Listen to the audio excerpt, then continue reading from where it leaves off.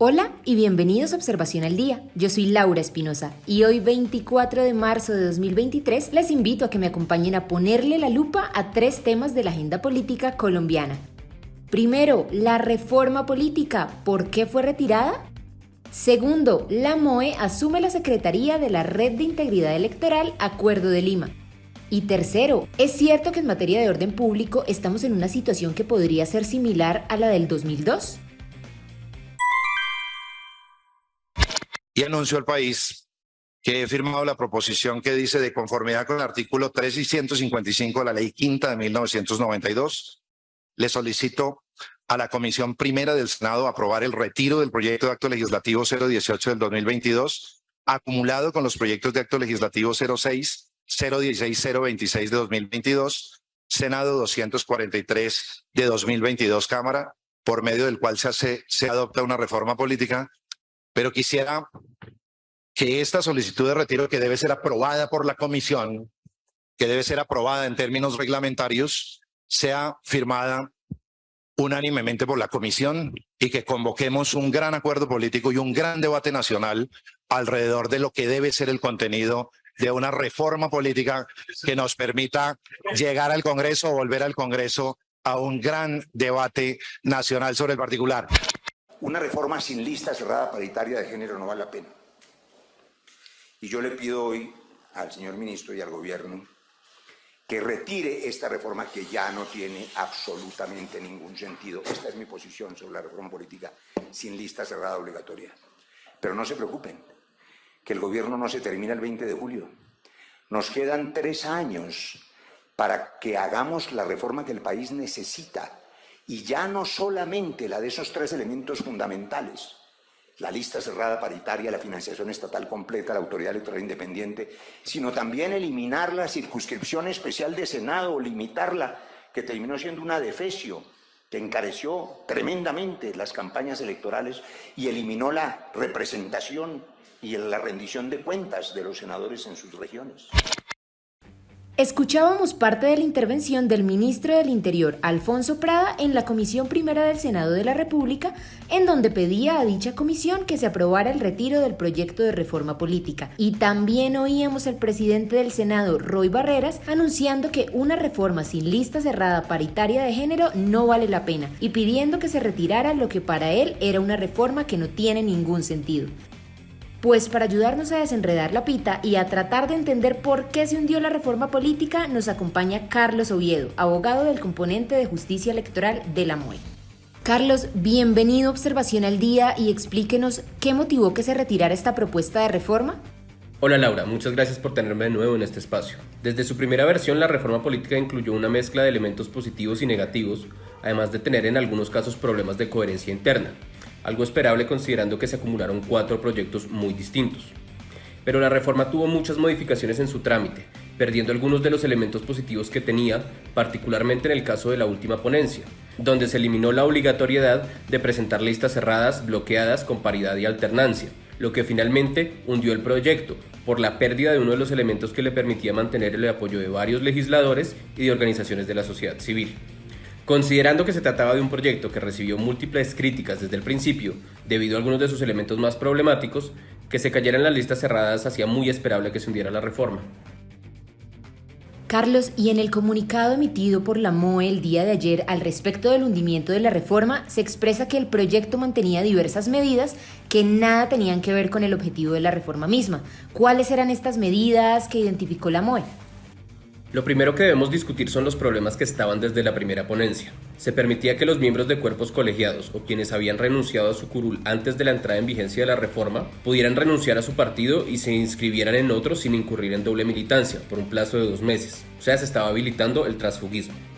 Había excepciones injustificadas a la aplicación de las listas cerradas con alternancia y paridad de género, siendo la más problemática una que permitía que los primeros en el orden de las listas fueran los funcionarios elegidos para el periodo anterior, lo que incluiría a los congresistas que tendrían que aprobar la reforma.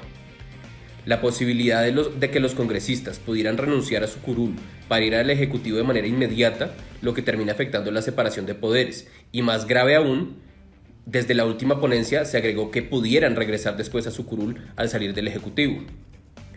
Por último, la eliminación de los conflictos de intereses de los congresistas, que no tendrían que hacer públicos sus impedimentos cuando discutieran temas relevantes para quienes financiaron sus campañas o su participación en las elecciones primarias o mecanismos democráticos de selección de candidaturas de sus partidos. Y por último, la eliminación de la obligatoriedad de las listas cerradas, que representó un freno a los avances en materia de paridad que tenía la reforma y le quitó coherencia a todo el proyecto. Y finalmente, Carlos, sabemos que en este momento se encuentra en trámite la aprobación de un código electoral. ¿Qué lecciones nos deja esto que pasó con la reforma política frente a la discusión del proyecto de código electoral? Yo creo que la principal es que tenemos que mantener la coherencia en los proyectos. Se les debe dar un trámite serio y se deben mantener cada uno de los aspectos centrales de estos proyectos. No se puede incursionar y empezar a meterle micos o deformar su trámite. Se tiene que conservar la coherencia de las reformas y priorizar realmente lo que necesita las leyes electorales del país. Y de hablar de reforma política pasamos a contarles que la MOE tiene la Secretaría Técnica de la Red de Observación e Integridad Electoral, Red OIE, Acuerdo de Lima. Y para hablarnos de este tema nos acompaña Alejandra Barrios, directora de la Misión de Observación Electoral. Alejandra, gracias por acompañarnos en Observación al Día y empecemos hablando de qué es y por qué se crea la Red de Observación e Integridad Electoral, Acuerdo de Lima. Hola Laura. Sí, efectivamente, desde finales de la semana pasada la Misión de Observación Electoral por segunda vez tiene la Secretaría de la Red de Observación e Integridad Electoral, Acuerdo de Lima. Esta red está conformada por 13 organizaciones de observación electoral ciudadana de 12 países de América Latina y el Caribe. Esta red surgió por la necesidad de un conjunto de organizaciones ciudadanas, entre estas la Misión de Observación Electoral, de contribuir con la transparencia, la legitimidad, la legalidad y equidad de los procesos electorales, así como para efectuar con metodologías absolutamente claras y rigurosas ejercicios de control político al poder público de los diferentes gobiernos. Entre los fines que compartimos están el de promover la participación ciudadana en los asuntos públicos como una forma de ejercicio de los derechos constitucionales y democráticos. Asimismo, tenemos un intercambio de experiencias y de metodologías exitosas que está encaminado este intercambio a profesionalizar la labor de las organizaciones que hacemos observación electoral y que somos reconocidas además como organizaciones que respetamos absolutamente todos los principios que son la base de un ejercicio de observación electoral profesional, independiente, completamente apartidista. De esta misma manera contribuimos a la consolidación de los procesos democráticos de la región y promovemos acciones de monitoreo e incidencia en temas estratégicos para la gobernabilidad democrática. Quizás uno de los principios sobre los que tenemos los mayores acuerdos es sobre la necesidad de realizar la observación y el monitoreo de los procesos electorales desde la sociedad civil a partir de estándares internacionales de elecciones libres y justas. Esa es la base fundamental del acuerdo que tenemos todas las organizaciones. Y finalmente, Alejandra, ¿qué significa para la MOE asumir la responsabilidad de la Secretaría Técnica de la Red de Observación e Integridad Electoral, Acuerdo de Lima? Laura, lo primero que hay que tener en cuenta es que la Misión de Observación Electoral asume la responsabilidad de la Secretaría Técnica durante 3 años. Así que tenemos varios retos. El primero de ellos, indiscutiblemente, fortalecer el intercambio de metodologías, de información, de herramientas que hemos desarrollado en cada uno de nuestros países para mejorar la calidad de la observación electoral y la comunicación de esa información con la ciudadanía. Entonces ahí viene un reto importante. El segundo reto es aprovechar todo el conocimiento, toda la información, la experticia que hay en todas estas organizaciones que hacen parte de la red de integridad electoral para tener conversaciones públicas sobre la calidad de nuestra democracia en la región, sobre cuáles son los retos que tenemos para regresar a la democracia en aquellos países que tienen crisis democráticas en este momento o para profundizarla en los países pues que afortunadamente estamos basarnos en sistemas democráticos y finalmente ampliar el diálogo con otras organizaciones que comparten con nosotros los principios democráticos, la importancia de la participación ciudadana, del control político, para poder generar un mayor intercambio de información, generar una mayor dinámica de diálogo donde podamos involucrar no solamente organizaciones de la sociedad civil, sino también la academia, tomadores de decisiones, organizaciones sociales. Es decir, hay un reto muy interesante en estos 3 años y estamos absolutamente seguros que vamos a construir una agenda conjunta que nos va a enriquecer a todos. Y finalizamos este episodio de Observación al Día hablando de las consideraciones en materia de seguridad que hicieron los gobernadores, el registrador y la procuradora de cara a las elecciones de autoridades locales. Mauricio Vela es el coordinador del Observatorio Político Electoral de la Democracia de la MOE y nos acompaña hoy para hablar de este tema. Mauricio, en la cumbre de gobernadores, que fue hace muy poco realmente, se dijo que las elecciones regionales del próximo domingo 29 de octubre podrían estar en riesgo por cuenta de la situación de orden público en el país. ¿Qué datos tiene la MOE sobre la violencia y las actuaciones de grupos armados en el contexto preelectoral? Hola Laura, sí, efectivamente, de acuerdo a los datos que manejamos desde el Observatorio Político Electoral de la MOE, el tema de violencia, tanto lo referido a acciones armadas de grupos armados ilegales como violencia contra liderazgos, se ha venido incrementando desde el año 2020. Y en estos 4 meses del calendario electoral para las elecciones locales de 2023, en Colombia se ha presentado un incremento del 50% del número de hechos de violencia contra liderazgos sociales, políticos y comunales respecto a las elecciones de hace 4 años del 2019, al pasar de 117 a 175 hechos. También igual se aumentaron el número de acciones armadas y amedrentamientos por parte de grupos armados ilegales, también en estos 4 meses de calendario electoral, ya que se pasaron de 169 en 2019 a 384 en 2023.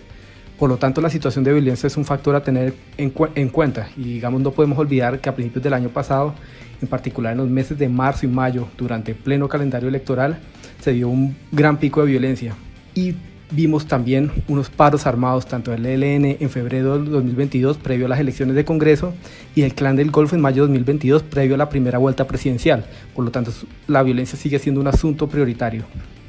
Mauricio, y además de eso, en la cumbre de gobernadores el registrador sugirió en un comunicado que situaciones tan complejas como las actuales son similares a las que ocurrían en el año 2002.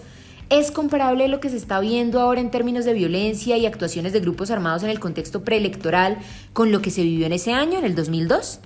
Si bien el problema de violencia es serio y debe ser atendido por las autoridades en todos los niveles, es importante aclarar que esta situación está muy lejos de ser similar a la que se vivió en los años de 2002. Por ejemplo, en los primeros 4 meses del calendario electoral para las elecciones de 2002 se presentaron un total de 10.758 acciones armadas, es decir, esto es 27 veces más que el número de acciones armadas en estos 4 meses de calendario electoral para los locales de 2023.